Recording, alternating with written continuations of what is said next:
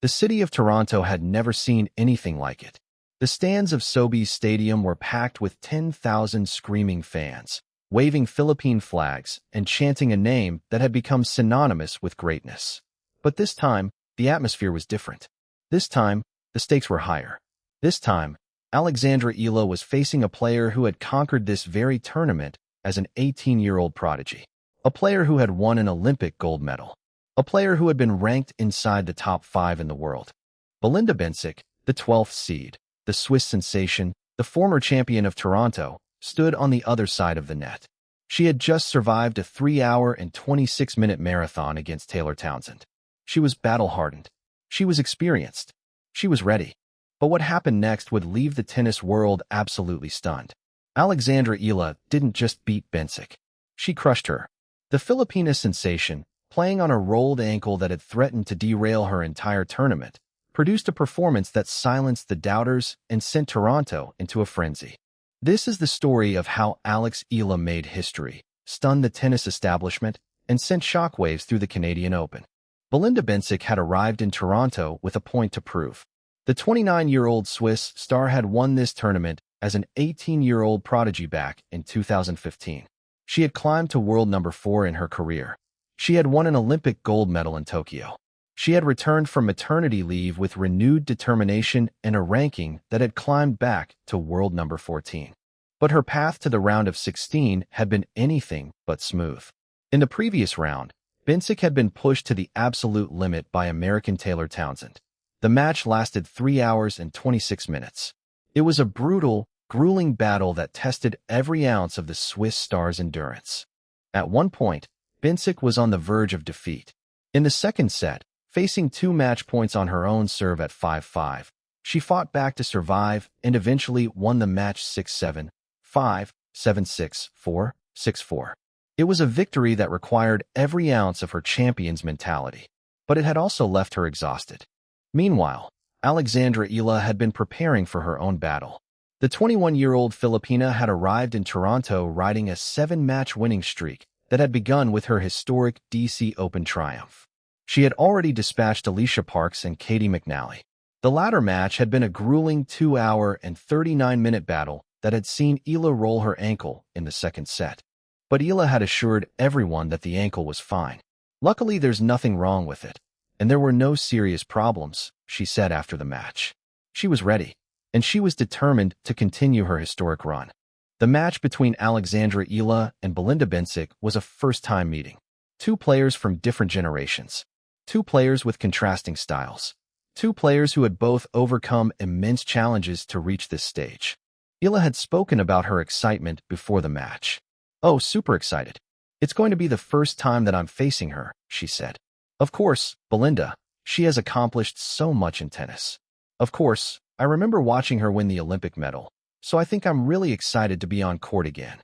The anticipation was palpable.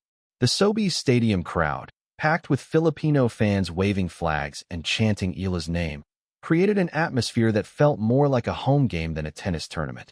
But the challenge was immense. Bencic was a former champion of Toronto, a player who had conquered this very event at just 18 years old. She knew how to win on these courts. Bencic's experience was evident from the start. She used her powerful ground strokes to push Eala deep behind the baseline. She mixed her pace, attacked the net, and forced the young Filipina to work for every point. But Eala, as she had done so many times before, refused to give in. The first set was a battle. Eala's relentless determination and her ability to track down every ball began to wear down the veteran Swiss. The crowd roared with every point. The Philippine flags waved with every game. And when Eala finally closed out the first set, the stadium erupted. The second set was where the match reached its dramatic peak. Bencic, refusing to go quietly, raised her level. She began to dictate play, forcing Eala into defensive positions. The Swiss star's experience was on full display as she worked the angles, moved the young Filipina from side to side, and kept the pressure on.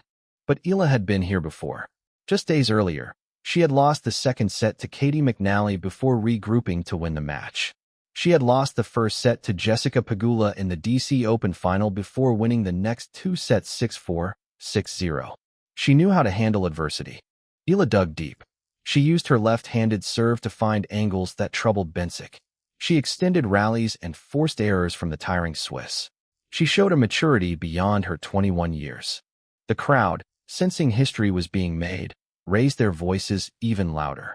The chants of "Let's go Alex" echoed through the stadium. The atmosphere was electric, and Eala fed off it.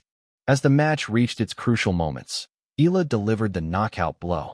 She broke Bencic's serve at a decisive moment and then held her own to seal the victory. The final scoreline was a testament to her dominance, 6-4, 6-4. As the final point was played, the Sobeys Stadium erupted. The Filipino fans who had packed the stands stood and cheered, their voices rising in a chorus of celebration. Flags waved, tears flowed, and in the middle of it all stood Alexandra Eala, her face beaming with pride and gratitude. Eala had done it. She had reached the quarterfinals of the Canadian Open. She had won 8 consecutive matches. She had defeated a former champion and Olympic gold medalist.